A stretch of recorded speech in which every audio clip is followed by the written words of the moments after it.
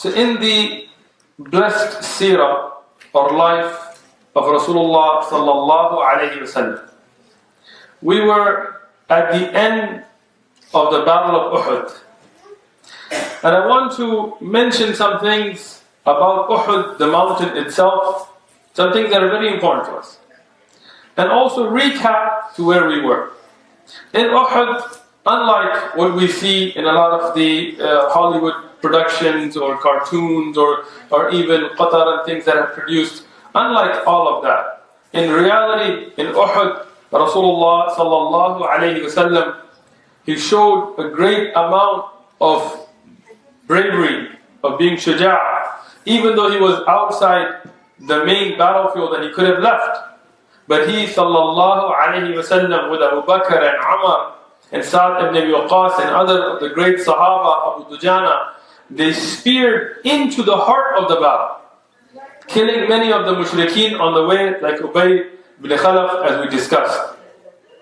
And then when Rasulullah sallallahu alayhi wasallam and the Sahaba radiyallahu anhum were able to make their way into the battlefield of Uhud, they fought off the Quraysh to save the body of the Sahaba that were trapped there, and they retreated to the part of Uhud where the Quraysh could not attack them in their full force. And here, even Abu Sufyan and Khalid bin Walid, both of them that later become Muslim, so we say radiyallahu anhuma, but at this point they're not. Both of them, they tried to attack the Prophet sallallahu alaihi wasallam and the Sahaba, and they were unable to. Through the great work of Sa'd ibn Abi Waqqas radiallahu anhu, who only had one arrow and was dropping them and getting his arrow and dropping them again. And Umar bin Khattab, who in a very brave way went with a few Sahaba and fought them off. And the battle came to a stalemate. And here, after the Quraysh left, Rasulullah sallallahu alayhi wasallam, being concerned about his ibadah, he made the salah. And Ali radiallahu, and then later Muhammad ibn Maslama, they went and they got the water for Rasulullah sallallahu alayhi wasallam, showing the love for Rasulullah sallallahu alayhi wasallam. As mentioned in the Sahih Hadith, Fatima radiallahu anha, Fatima radiallahu anha, the beloved daughter of Rasulullah sallallahu alayhi wasallam, she also went and she was putting water on the face of Rasulullah sallallahu alayhi wasallam. And this is towards after Asr. So it's showing that the blood wasn't just that it got bloody, it was continuously flowing, it wasn't stopping. As Ibn Ishaq and Ibn Hisham and others have mentioned, that the Mubarak blood of Rasulullah sallallahu alayhi wasallam, it continued to flow even after being washed.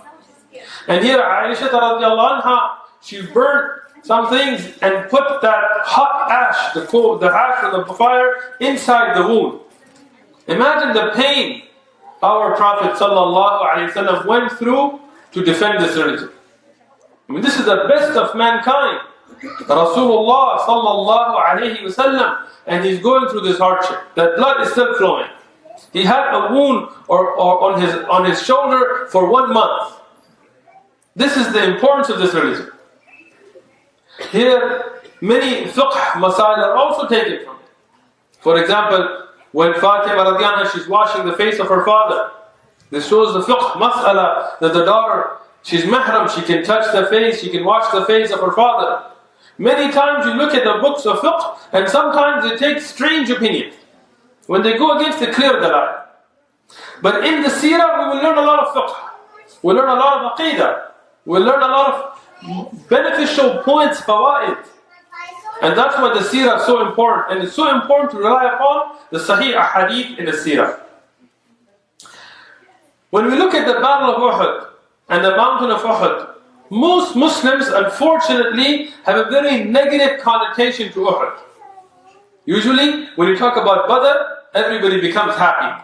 Badr and Badr. When you talk about Uhud, everybody feels sad. But this is incorrect. Because in Sahih al-Bukhari,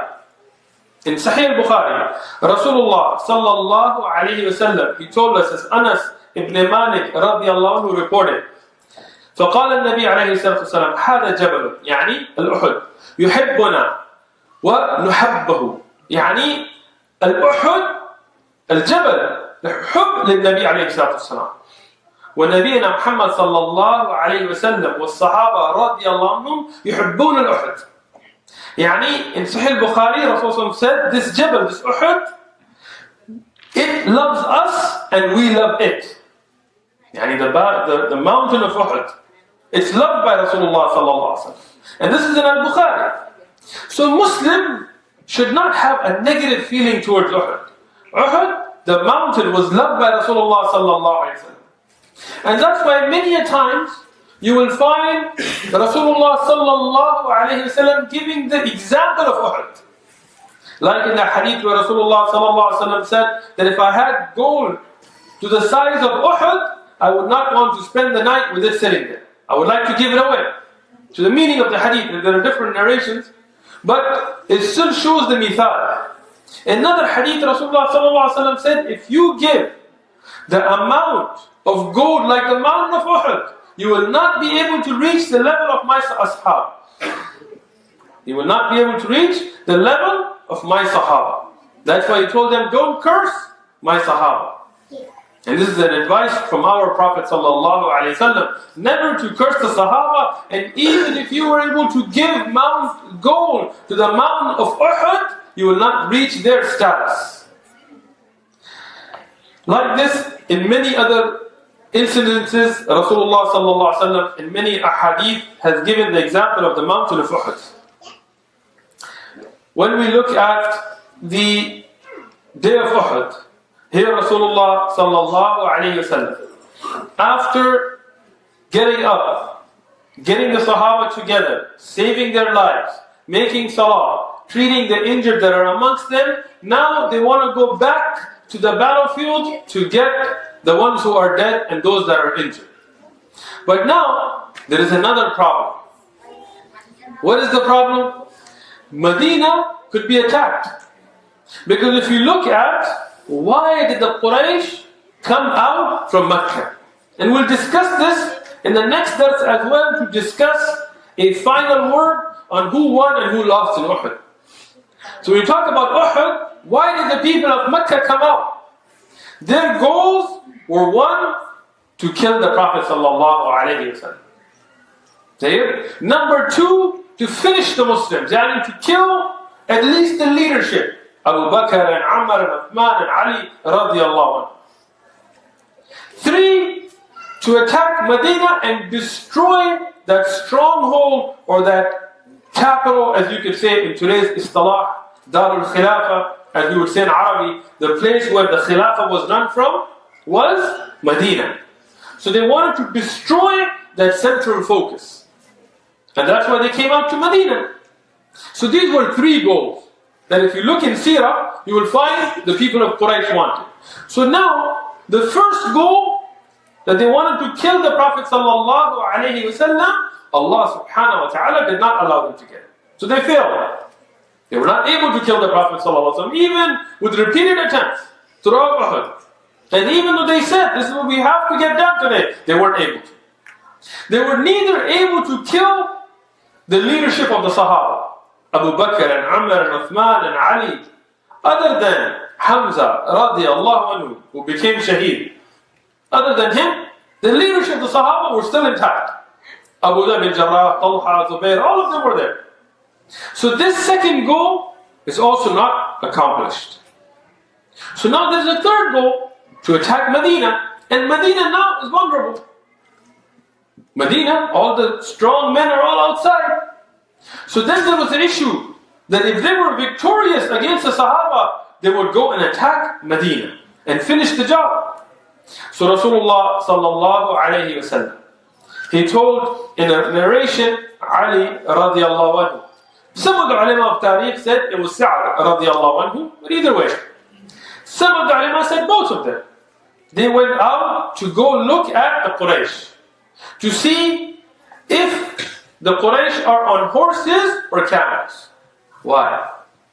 Because the Prophet ﷺ told them, and look at the farasa, the intelligence, the insight, the foresight of the Prophet ﷺ. He told them that if they are on camels, then that means they're going back to Mecca. That means they've taken a defeat almost. Meaning that they're not going to fight further and go into Medina, they're heading back to Mecca.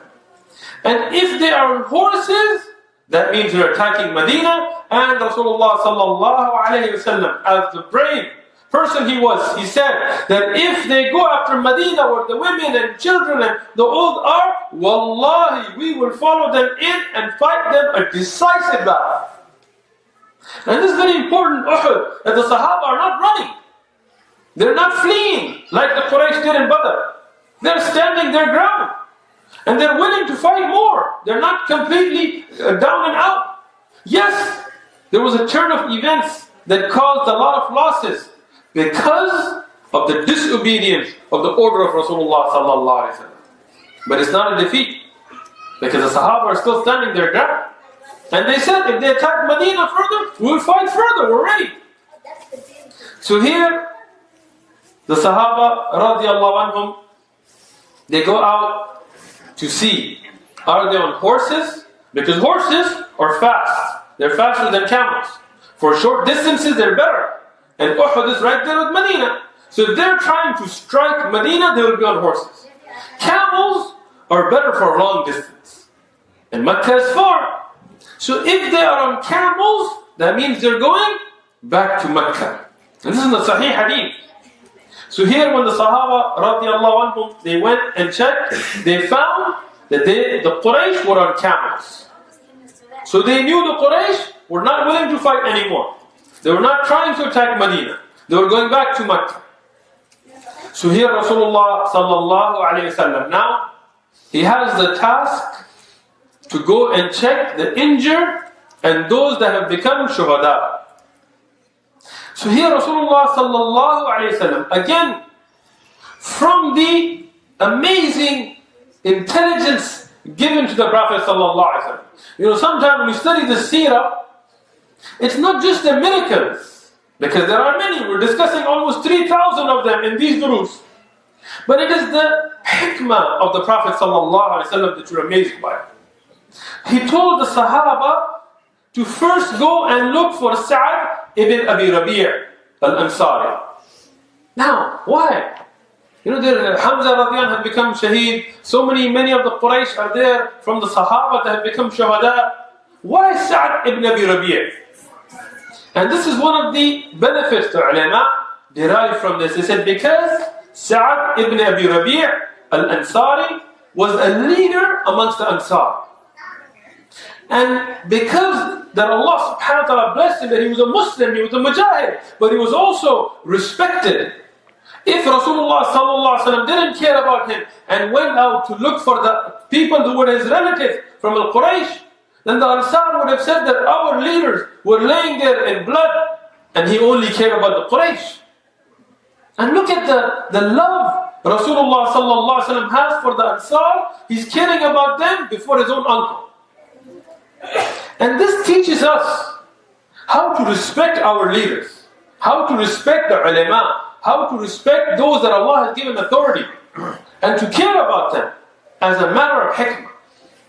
And here, the Sahaba, they went out, and Zayd ibn Thabit radiallahu anhu. You know, when you talk about Zayd ibn Thabit radiallahu anhu compiling the Qur'an, he wasn't just one of those people that sat at home and memorized the Qur'an in the comfort of his house and just was very good in the way he pronounced. No, he was a mujahid. He is out there fighting. He is out there struggling and striving amongst the Sahaba. And that is when he got the fahm, the understanding of the Qur'an, from being with Rasulullah sallallahu alaihi wasallam, from striving and struggling fi sabilillah. Zayd ibn Thabit radiallahu anhu, he goes out with some of the Sahaba and they find Sa'ad ibn Abi Rabi' al-Ansari who was injured. Now the ulama of Tariq, they discuss injuries. What we find from the most authentic sources, even though there is different numbers, but what is the strongest amongst them is he had 70 injuries, wounds, cuts. Imagine these people. You know, if you get one sword stuck in you, or me, I guarantee you we'll be running. We'll be running, that's it. I've been cut, man down. You know?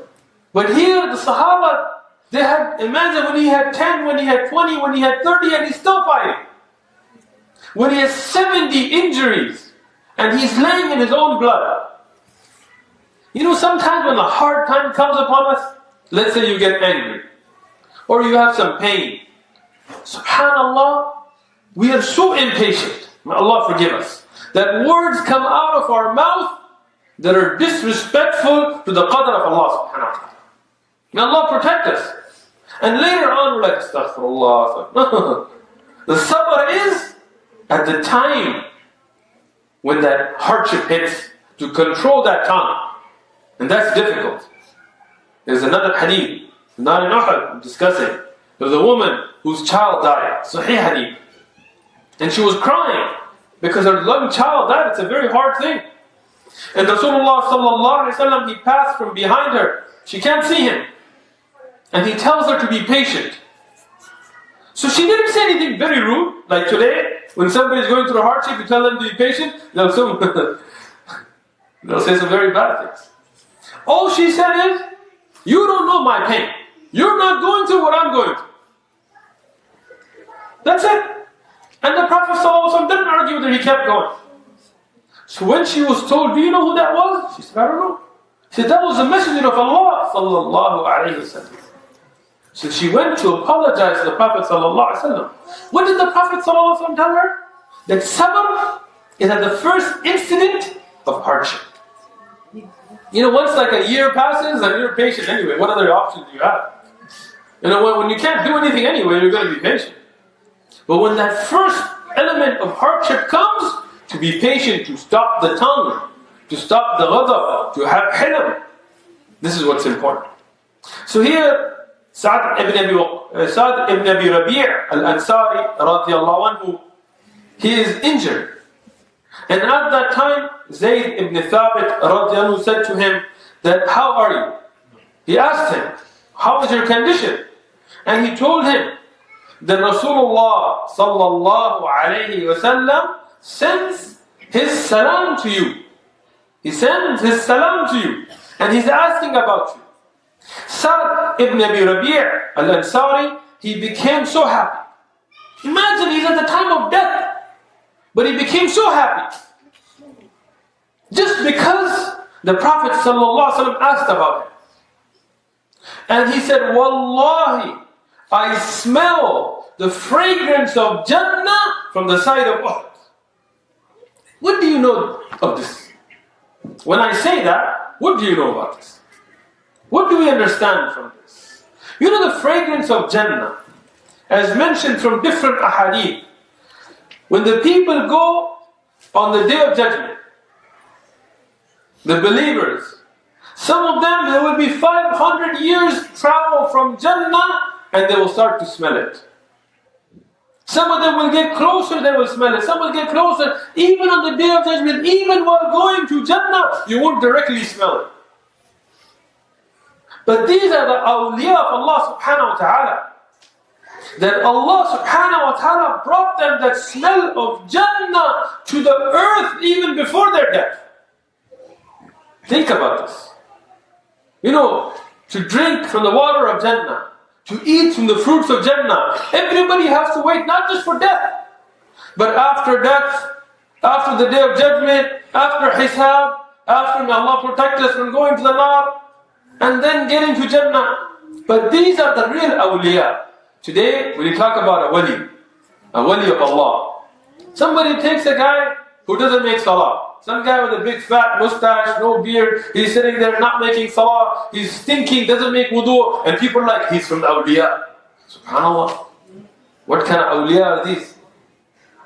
You know, nowadays you get somebody who does little magic tricks, he does little sleight of hand tricks, he's from the awliya. SubhanAllah. David Copperfield must be a big wali then.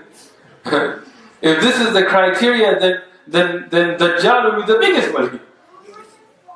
But these are the real awliya, the Sahaba radiyallahu anhu. Where Allah subhanahu wa ta'ala brought the smell of Jannah to them in dunya. He brought malaika to make ghusl for them. He brought fruits from Jannah, as we discussed about Khubbab radiyallahu anhu. And gave it to them in dunya. And other, their sahabiyat, you will see their miracles that Allah brought those things of Jannah to them in dunya. So he said, I smell this fragrance of Jannah from Uhud. And he's dying. And he tells his people, subhanAllah. Listen to this advice. He told his people, he said that, Wallahi, tell my people, yani the Ansar, tell them that Allah subhanahu wa ta'ala has blessed us with this Nabi, alayhi salatu wasalam. And as long as any one of you has the ability to blink your eye, to do what? Blink your eye. You have no excuse in front of Allah subhanahu wa ta'ala for anybody to harm the Prophet sallallahu alaihi wasallam. So defend him with everything. Even if you are hurt, even if you are bleeding, even if you are dying, if you can blink your eye, defend the Prophet sallallahu alaihi wasallam. These are the Ansar, and that's why they have such darajat. Look at their love for Rasulullah sallallahu alaihi wasallam. He gave this nasiha to his people, and he became a shaheed. He's one of the people who are from the shuhada of Uhud. Now, today we're going to be talking about a lot of the shuhada of Uhud. Not all of them, but a lot of them. And I will show you some contrast between them. So one of the ones, after the ones we have mentioned now, I want to mention is a Sahabi. His name is Amr ibn Thabit, and some other ulama of Tariq have him as Amr ibn Uqaysh. But the stronger opinion, as Ibn Hajar and Ibn Kathir have mentioned, is his name is Amr ibn Thabit. And he's from one of the tribes of Ansar, and he was known as 𝐭𝐮𝐻. He was known as 𝐭𝐮𝐻. That was a nickname given to him, even though his real name is Amr. He was not a Muslim. Before Uhud, 𝐭𝐮𝐻 is not a Muslim. The Sahaba radiallahu anhum, they gave him that. They called him towards Islam. And he liked Islam. But people owed him money. And they owed him interest. Yani riba. And he said, if I become a Muslim, then riba will become haram. Subhanallah. He wasn't a Muslim, but he understood Islam better than some of our ulama today. Some of our ulama, they want to find a back door for riba. If you can't grab your ear from here, you want to grab it from here. We won't call it riba, we'll call it profit. But he was a mushrik, he understood the hukam better than ulama today. He said, if I become a Muslim, then riba is haram on me. So I can't take it. He said, let me get my money first, and then I will become a Muslim. And this aspect of dunya was holding him away from Islam. But Allah subhanahu wa ta'ala saw something in his heart that He wrote good for him. 𝐭𝐮𝐻, on the day of Uhud, after Fajr time is over, he decides in his heart that what am I waiting for? Dunya, it's going to pass anyway. Forget that riba, forget that dunya. I want to become a Muslim. 𝐭𝐮𝐻, Amr ibn Thabit radiallahu anhu, he takes the shahada by himself. He becomes a Muslim. He goes into the battlefield of Uhud. And before Dhuhr Salah, he becomes a shaheed. He becomes Muslim after Fajr. Before Dhuhr, he becomes shaheed. This is the people that Allah wrote good for. My brothers and sisters in Islam, fear Allah. Yani, think.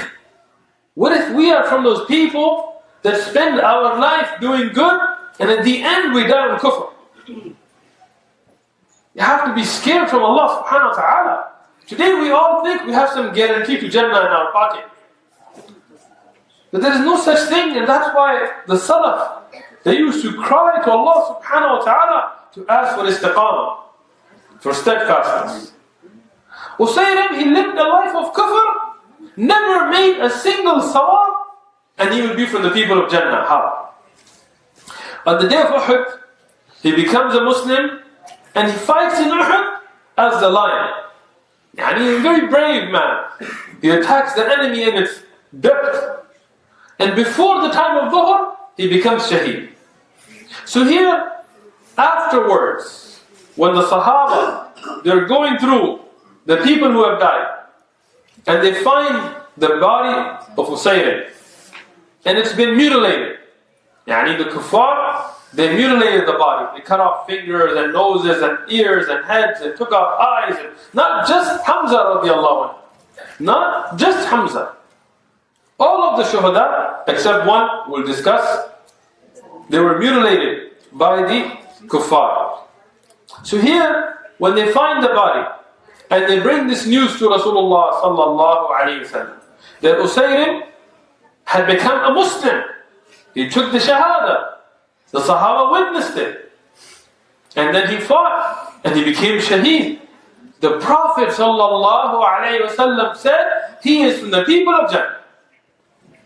He is from the people of Jannah. And when the Prophet sallallahu alayhi wa sallam gives the glad tidings of being from the people of Jannah, or says that somebody is from the people of Nar, it is not his hukm. This is the wahi from Allah subhanahu wa ta'ala. This is revelation from Allah subhanahu wa ta'ala. So here we know for sure that 𝐒𝐮 is from the people of Jannah. And that's why Abu Hurairah radiallahu anhu, he used to ask the people, afterwards, years later, he would tell the people, do you know who is the one that never made a single salah and is from the people of Jannah? And when people didn't say, he would say, it is 𝐒𝐮 Amr ibn Thabit radiallahu anhu. Now it doesn't mean that he left the salah. Don't get twisted here. Where you're like, okay, you don't have to make salah, you go to Jannah. No. Man tarka salah, faqad kafar. But here, the time of salah never came upon him. That hujjah never came. Because he became Muslim when the time of Fajr had already passed. And he became a shaheed before the adhan of Dhuhr. So that hujjah never came upon him. And Allah subhanahu wa ta'ala entered him into Jannah at the last moment of his life. And this is from the blessings of Allah subhanahu wa ta'ala. Another person who died in Uhud, his name is 𝐒𝐮𝐻𝐻. Some of the ulama now they wrote 𝐒𝐮𝐻 بالفتحة القاف, لكن الصحيح والضمة.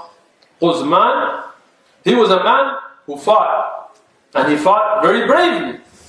At least 7 or 8 of the major mushrikeen were killed by him. And this is clear. And maybe he killed more. Like these are the ones we know for sure. But maybe he killed more. And he killed some in the very beginning at a very hard time.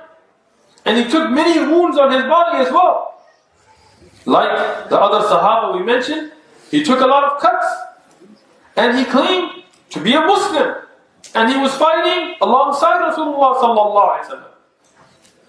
But when his body was found, and glad tidings were being given, that 𝐒𝐮𝐻 is shaheed, he's from the people of Jannah. When the news came to the Prophet sallallahu alaihi wasallam, what did he sallallahu alaihi wasallam say? He said, 𝐒𝐮𝐻 min ahlul nar. Allahu musta'an. He said, 𝐒𝐮𝐻 is from the people of an-nar, from the people of hellfire. And here the Sahaba were shocked. Because he said, 𝐒𝐮𝐻, it wasn't just that he was dead, he was fighting so hard. He was so harsh on the kuffar, he was such a help to us. He killed so many of the major kuffar. In line with us. But how can he be from the people of an-nar? Here, some of the Sahaba, radiallahu anhum, they brought forth the news that when 𝐒𝐮𝐻 was dying, and the people were telling him that you have the bashara, the good news of being from the people of Jannah, he was honest. He said, I didn't fight today except because these were my people. Why did I fight? Because they're my people. My people were fighting, my qawm, my nation, my qabila. As people say, my people. My people are going through this. He said it was because of my people. He said, this is what I fought, not for Allah. So here, at the time of death, he's under a lot of pain, he's got a lot of cuts. He takes out his own sword, he puts it on the ground, puts himself on it, and kills himself. Commits suicide.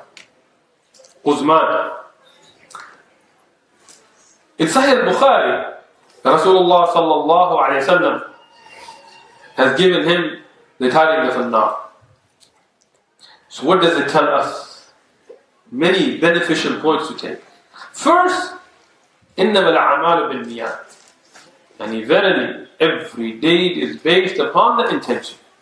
So if you're fighting because you believe in Palestinian rights, let me offend some people now.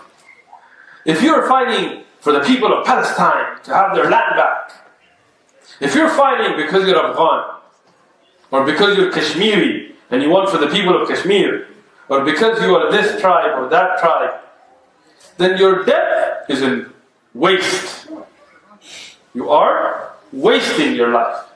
If you're fighting for Allah and His Rasul and His religion, Islam, mukhlisan, not caring about nationalism, not caring about tribalism, not caring about land or people or this, then you are a mujahid fi sabilillah, you are a shaheed in Jannah for you.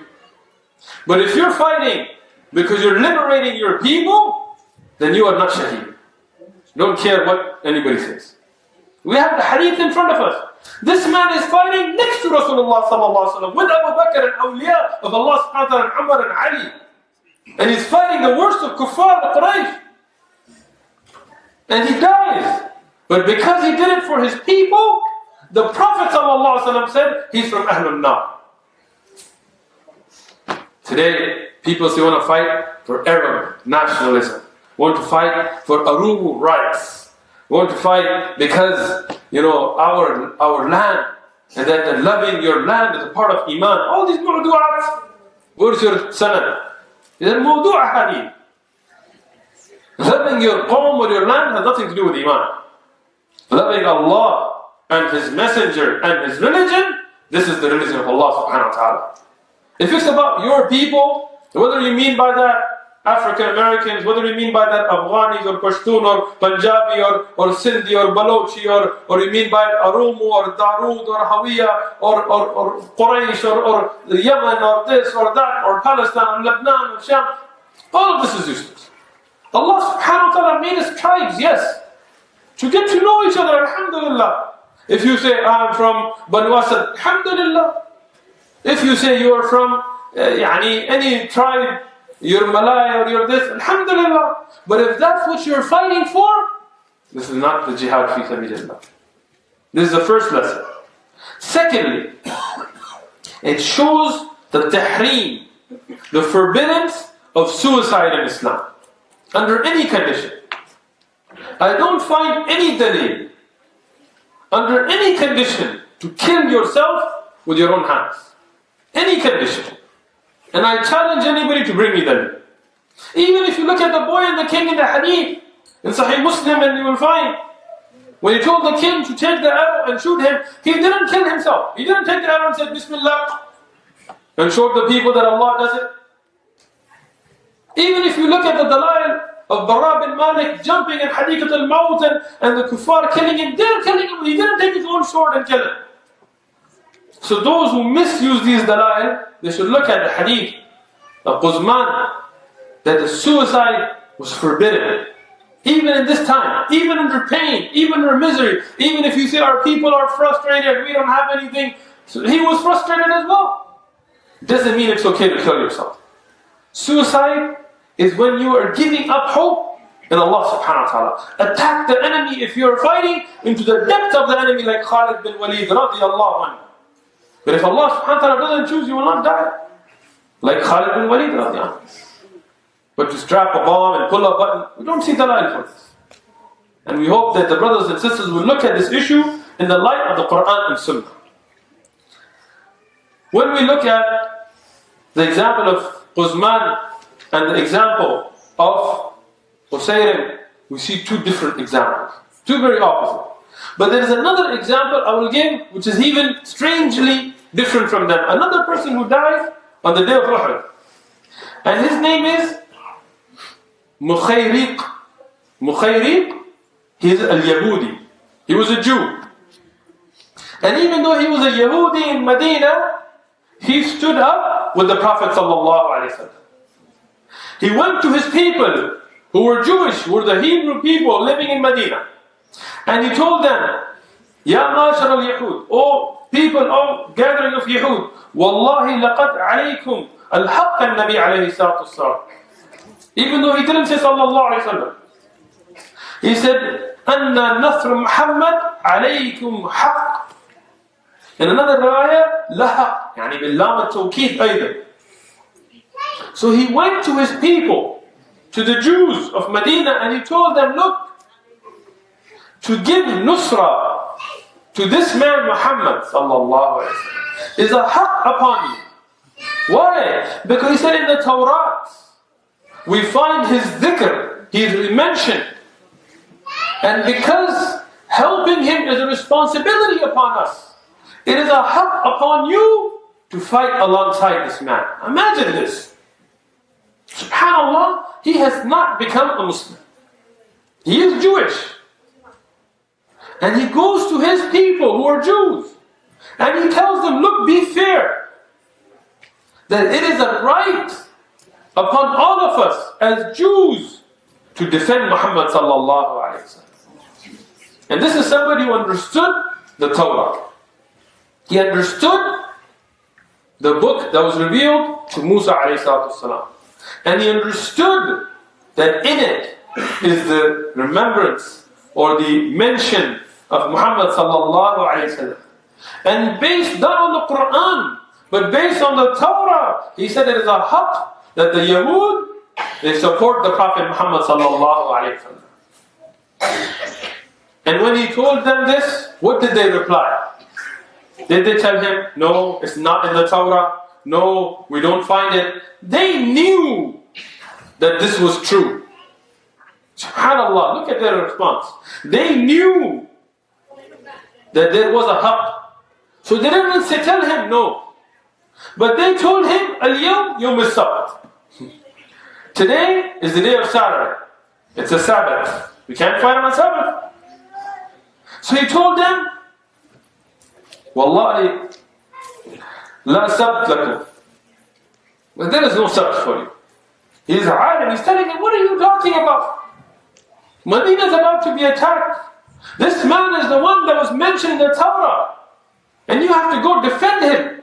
And this is the time for jihad, and you're saying it's the day of sabt. And this is something amazes me as well. In our time. Sometimes you talk to a Muslim and you tell them, Akhi, you know, let's just choose a country at random. Let's say Chechnya. You tell them Chechnya has been attacked by the Russians and the Muslims are being killed in the streets and there's Muslim blood flowing and the Muslim women are being violated and Muslim children are being killed. And they tell you, go 4 months. Did you make shura with Nizamuddin on this? I think there's people dying in the streets. And you're telling me, did you do the 5 a'mal today? Did you make ta'aleem in the masjid? SubhanAllah. You look at our ummah. You look at our condition. And you tell them, at least speak. If you're not brave enough to do anything, at least say something. Brother, did you go 3 days this month? How can you say anything? What does that have to do with this? And this amazes me, that our ummah has come to a state which resembles those people of the past. And then we wonder why the nusra of Allah subhanahu wa ta'ala doesn't come to us. This man, he was a Yahudi, but he set out to fight alongside the Prophet sallallahu alaihi wasallam. And he was Jewish, but he defended the Prophet sallallahu alaihi wasallam. And he fought, and he died on the day of Uhud. And when the news was brought to Rasulullah sallallahu alaihi wasallam, the Prophet sallallahu alaihi wasallam said, "Mukhayriq khayrul yahud." And Mukhayriq is the best of the Yahud. Now here, Al-Waqidi, he mentioned that he became a Muslim. But what I found to be most authentic is he never became a Muslim. First, because the Prophet ﷺ still called him a Yahud. And when somebody became a Muslim, he was not called Yahud anymore. Somebody becomes a Muslim, they're not Jewish anymore, they're not Christian anymore, they're Muslim. That's what Islam is. It's not something that comes with race. It comes with the belief. Secondly, he was not buried with the Muslim shuhada. He was buried separately. Third, we have no daleel of him taking Islam. Rather, we found that he fought only because he knew that this was a haqq upon him from the Torah. But he didn't take that step of ashhadu an la ilaha illallah wa ashhadu anna Muhammadan Rasulullah. So he's not from the shuhada. He's not from the people of Jannah, but he was the best of the Yahud, and he was a good man who stood for the truth, and he fulfilled his haqq, and he fought alongside Rasulullah sallallahu alaihi wasallam. And that should teach us two lessons. Many lessons, but I'll mention two. One, the importance of da'wah. Look, this shahada, this acceptance of Islam is so important that even if somebody is in the day of Uhud fighting alongside Rasulullah sallallahu alaihi wasallam, alongside the Sahaba and fighting and dies, but because of this step, he's not considered from Ahlul Jannah. So how important it is for us to take this message to the people. How important is it for the people to enter this fold of Islam? It's a very important point. And most of us are lacking in the field of da'wah. Even with our neighbors, even with our co-workers, even with the people around us, let alone going out. Today you can't even say about Islam, Muslims tell you, shh, don't mention Trump. What happened to the da'wah? What happened to going to the White House and knocking and telling them, become Muslim, go for Hajj, shave that head. Hajj, shave the head. What happened to the da'wah for him? We're too busy begging. So important to give da'wah, because somebody dies without this shahada, it's upon us. When we look at the day of Uhud, there is one sahabi we have to mention. And all of you know about this. So I won't go deep, because you already know about Hamza, the Asad of Allah, the Lion of Allah, radiallahu anhu. We spoke about Hamza earlier in the durus already. When he became a Muslim, we discussed about him. When he fought in Badr, we talked about him. When he began the fight in Uhud, we talked about him. Now I'll mention a couple of things. Hamza radiallahu anhu was mutilated, like the other Sahaba. His face was mutilated, his ears, his eyes, his nose, his insides were cut. We don't know of any source to say that Hinda did it, to be authentic, and we discussed this already. But we know that they were mutilated. But you should know that this is the highest level of success that he was blessed with. Because the Prophet ﷺ told us that the shuhada, they will stand up on the day of judgment. They will be raised on the day of judgment with the blood flowing from their wounds. And they will go in front of Allah subhanahu wa ta'ala. And that blood, those cut up body parts, will be their excuse in front of Allah subhanahu wa ta'ala. They will present this in front of Allah subhanahu wa ta'ala, that this is what we did for your religion. So Hamza radiallahu anhu, this was the best that Allah could have given him, the highest level of shahada. So he was successful. But this was very hard on our beloved Prophet sallallahu alaihi wasallam. And that's why in many ahadith we find that Rasulullah sallallahu alaihi wasallam, he cried and he cried and he cried a lot for Hamza radiallahu anhu. Even later on when Wahshi radiallahu anhu becomes a Muslim, the Prophet sallallahu alaihi wasallam, because he's insan, he's a human, he can't bear to look at Wahshi because he remembers Hamza radiallahu anhu. Imagine how much he loved Hamza radiallahu anhu. Not just because it was his uncle, because he defended the Prophet sallallahu alaihi wasallam. He was always there for the deen of Allah subhanahu wa ta'ala. Otherwise, Abu Lahab is also the uncle of Rasulullah sallallahu alaihi wasallam. It's not because of blood ties, but because of his iman, the iman of Hamza radiallahu anhu. And the Prophet sallallahu alaihi wasallam, he cried a lot for him.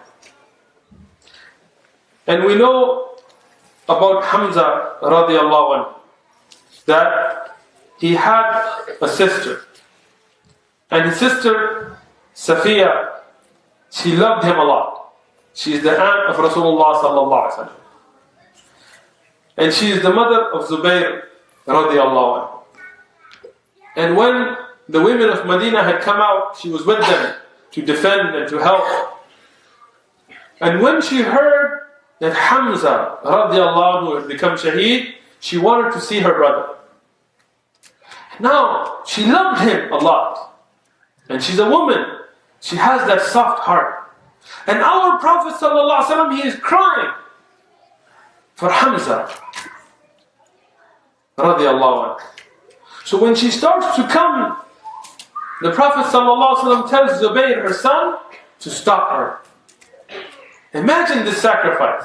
Whatever we may have suffered, but imagine this sacrifice.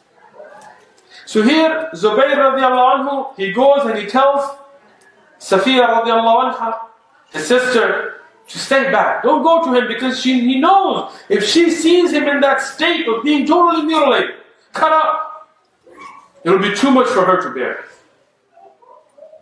So when he stops her, what does she say? She tells him, what better jaza, what better reward could we expect from Allah subhanahu wa ta'ala than that Allah accepted my brother as a shaheed? Subhanallah. She didn't say, why me? Why my brother? Why didn't it happen to you? Today if something happened and somebody tells you, why didn't it happen to you? SubhanAllah. She said, what better could I expect from Allah than that Allah accepted my brother as a shaheed? So let me go see him. So Rasulullah sallallahu alaihi wasallam allowed her to go. And it's her brother, her beloved brother, and he's cut up.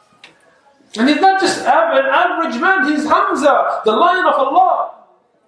But she looks at him, she makes dua, she says, Inna lillahi wa inna ilayhi raji'un. As we've been ordered to say, not just at death, but at any hardship. And she asks Allah to accept it, and she goes back. She doesn't rip her clothes, she doesn't beat herself, she doesn't start panicking and freaking out, none of that. And this shows the strength of the women of the Sahaba. This shows their iman. This shows their high status. And here we see Rasulullah sallallahu alaihi wasallam, that even after days and months and years passed, when Hamza radiallahu anhu would be mentioned, the tears from the eyes of Rasulullah sallallahu alaihi wasallam would flow. That's how much beloved Hamza radiallahu anhu was to Rasulullah sallallahu alaihi wasallam. Other than Hamza, there are some other very important Sahaba to be mentioned amongst those that were made shaheed on the day of Uhud. One of them we already mentioned, but I'll mention briefly, and that is Hanzala radiallahu anhu. Now Hanzala was the son of Abu Amir al-Fasiq. Hanzala, he is a great Sahabi, the person of Iman, the Ghasil al-Malaika. But his father was Abu Amir, who was known as al-Rahib, but the Prophet ﷺ called him al-Fasiq. So because Hanzala was the son of Abu Amir, and Abu Amir was fighting alongside the Quraysh, he is the only one they didn't mutilate. Hanzala, his body was left. Because the Quraysh didn't want to offend Abu Amir, who was with them. Even though Hanzala, he fought against his own father.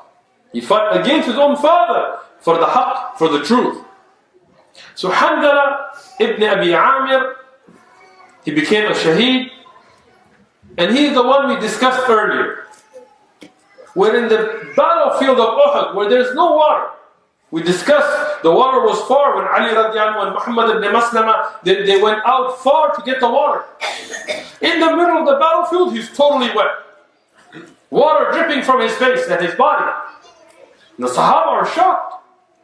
This is impossible. This is a miracle. And the Prophet ﷺ explained, he said, I saw the malaika, the angels, giving him a bath. In a container from the containers of Jannah, and water from water of Jannah. Look at the awliya of Allah. And then he asked to find out why. And he found out from the wife of Hanzala radiallahu anhu that he was in a state of janaba, he was junub. But when he heard about the fighting, he went. And he became shaheed in that state. So the malaika gave him the ghusl. Another miracle in front of our eyes in the books of Tariq. And this brings us to a fiqh issue. We want to always understand. Are the shuhada given ghusl, given al-kafan, are they made, salah made upon them? And there is some khilaf of ulama, but as Shaykh Muhammad Salih ibn Uthaymin, rahmatullah alayh, he mentions in Sharh al-Mumti' that there is no ghusl, there is no kafan, and no salatul janaza for shuhada. And this is supported by Ibn Qudama in al-Mughni and many of the other ulama. Imam al-Shawkani in Nail al-Awtar, he gives a great amount of research and presents it under Bab Tark al-Salat al-Shaheed. In al-Mughni, if you want to look up the issue, it is Mas'ala 379. In Nail al-Awtar, it's under the Bab Tark al-Salat al-Shaheed, but it's also in the print that I have in the 7th volume, in the 299th page. Why am I giving these references? Because there's a very deep discussion, and I don't have time here to go into it. So if you want to look further, you can look it up. But in a concise presentation of the issue, if we look in Sahih al-Bukhari, Rasulullah sallallahu alayhi wa sallam, he gave the order in the hadith reported by many of the Sahaba, including Jabir and others, that the shuhada of Uhud, there will be no washing, no kafan, they will be buried in their own clothes with blood on them, and there is no salah made on them. So this is the hukam for the shuhada. In al-Mughni, Ibn Qudama, he gives a lot of benefits. One of the things he says is, what is salatul janaza for? It's a dua, it's a supplication for the maghfirah of the one who died. But the shaheed, he's guaranteed maghfirah. No doubt. Before the first drop of blood of the shaheed hits the ground, all his sins are forgiven. Except when he has debt. If he has debt, it has to be paid off. But his sins are all forgiven. So there is no need for janazah. And then he gives another beneficial point. He says that if you wash the body, you take away that blood, but the Prophet said that leave them in their blood. Because that is the way they want to be raised in front of Allah subhanahu wa ta'ala. And the body of the shaheed, it doesn't decay. The earth doesn't decay it. So this is why the Prophet sallallahu alaihi wasallam ordered this. Now there are some ahadith that mention that the shuhada of Uhud, they were washed and they were kafan. And there are more ahadith that mention that the janaza was made up. So what is the response to that? As Ibn Qudama and other ulama, Ibn Muflih and others have mentioned, I'll give a brief. They said, one, some of the ahadith like the one from Ibn Abbas radiallahu anhuma are da'if. Others, they are not clear because they mentioned that 8 years after Uhud, the Prophet ﷺ made salah on the shuhada and then went to the member. Ibn Qudama says, we don't even wait a month to make the janazah. How can 8 years pass? So he explains that here the word salah is meant by dua. Because the linguistic meaning of salah is dua. So it means that Rasulullah made dua for them even 8 years afterwards, but not salatul janazah. And looking at all the dalail, the clearest proofs, and those with the strongest asanid, with the most, they prove that shuhada have no ghusl, they have no kafan, and they have no salatul janazah. Allah has raised their status so high that they are not in need of these. فقال ابن قدامة هذا هو قول أكثر أهل العلم. يعني this is the opinion of the majority of the أهل العلم, including Malik, Shafi, Ishaq, and Ahmad and others, and this is what is authentic.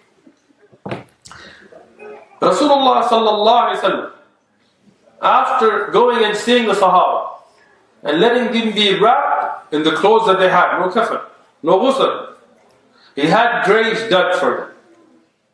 And Hamza radiallahu, and one more Sahabi that I'll mention in a minute, their cloth was not enough to cover them. So Rasulullah sallallahu alaihi wasallam ordered to cover their heads and then cover their feet with some leaves. And they were put into graves, 2 and 3 people per grave. And that tells you a hukam for the shuhada. You can put more than one person in a grave, and there is jawaz for this. And the tartib that they were put in with is Rasulullah sallallahu alayhi wasallam asked which one of them knew more Quran. Which one of them knew Quran more? Put him on top. Subhanallah. Look at the barakat of tahfidh al-Quran, of memorizing the Quran. That in life, the memorizers of Quran are ahead. When it's time to lead salah, they say, who knows more Quran? They put him ahead. And in death, the memorizers of Quran are ahead.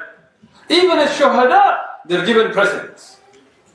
And I want to make a point to this, that this is not just what we call memorizers. They were not called huffaz, they were called qurra. They were the ones who would recite and understand and practice on the Quran. Because the way of the Sahaba was to memorize few ayat, as 9 or 10, as mentioned in different narrations, then understand them, understand their ahkam, understand their rulings, their meanings, and then move forward. Many of us today, we memorize Quran only to make it a hujjah upon us. May Allah protect us. But look at the fadail of those who are the people of the Quran, that even amongst the shuhada, they were given precedence. Rasulullah sallallahu alayhi wasallam had those shuhada buried, and even now when you go to Medina, you can see the place where the shuhada of Uhud are buried. And even though there are no big buildings or structures made, but this is the way of Rasulullah sallallahu alayhi wasallam. And according to many of the ulama, the grave of Hamza, there is some demarcation to know where it is. Allah knows best. Radiallahu anhu. When we talk about the shuhada, there is one last one I will speak about. And there are many, but there is one last. And that is Mus'ab ibn Umair radiallahu anhu. Mus'ab ibn Umair, we've spoken about him already in depth. I will only make a few points and end to it. Mus'ab ibn Umair radiallahu anhu was living a life of luxury. He was the best dressed and from the wealthiest of the young men of Mecca. When you want to live a life of luxury, you want, like in our time, the best phone, the best shoes, the best clothes, the best car. He had all of that as equivalent for his time.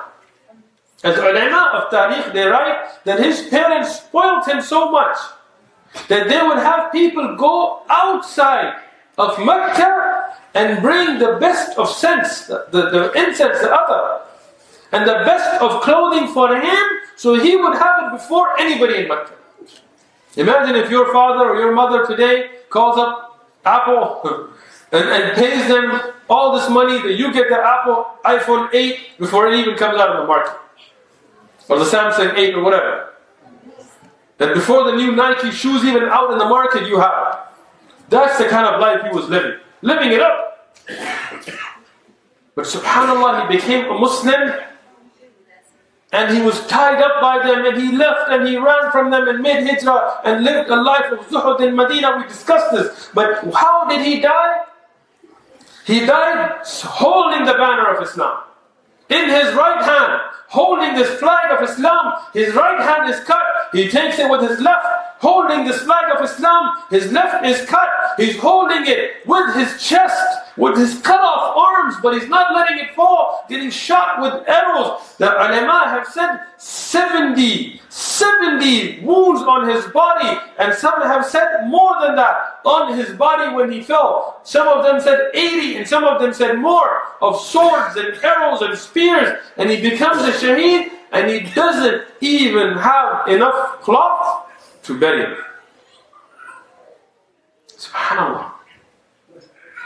Rasulullah sallallahu alaihi wasallam looks at him and cries that this was from the richest of the youth of Mecca, and now the cloth he has, and it's not a kafan, it's just a cloth. When you cover his head, his feet become exposed. When you cover his feet, his head becomes exposed. Subhanallah. Was he a failure? Did he fail in dunya? Because he didn't die with buildings and farms and camels and dinar and dirham. Wallahi no. He was the most successful of the people. Because he is from the people of Jannah. He is the one that Rasulullah sallallahu alaihi wasallam would cry and make dua for. When he is in Jannah, imagine the houses of Jannah, the palaces of Jannah, the clothes of Jannah, seeing Allah subhanahu wa ta'ala in Jannah, and he will be in the highest of Jannah, Jannat al-Firdaus al-A'la. If he is not there, I don't know who will. He will live an eternal life of luxury because of the little time of zuhud in dunya. So he was from the most successful of people. And looking at many of the books of Tariq, there are many chapters dedicated to him and his zuhud. And I encourage you to read about him as a hero of Islam, the brave young man who was a shaheed in the day of Uhud. And the last person who didn't die at Uhud, but he's from the Shuhada of Uhud. How can that be? How can you not die and be shaheed? Subhanallah. Man huwa? Talha. Ahsant. Talha ibn Ubaydullah.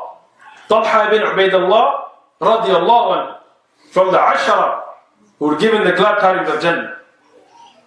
As he mentioned, the arrow would come and he would put his own arm and he would defend the Prophet ﷺ and get hit by the arrow. And he would see the arrow, not even a shield. His own arms were shields for Rasulullah ﷺ. His fingers were cut, his body was wounded. The ulama, they said that Talha ibn Ubaydullah had 39 wounds. 39 wounds on the day of Uhud. And he lived. He lived.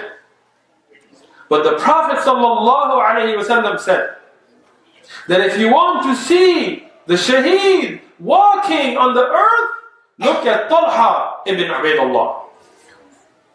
He is the shaheed, yamshi ala wajh al-ard.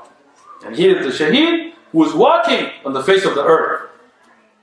And even though he didn't die, but the Prophet ﷺ called him a shaheed because of what he did. And that's why, as Ibn Hajar al-Asqalani mentions in Fath al-Bari, that Abu Bakr radiallahu anhu used to say, Yawm al-Uhud kullaha li-Talha.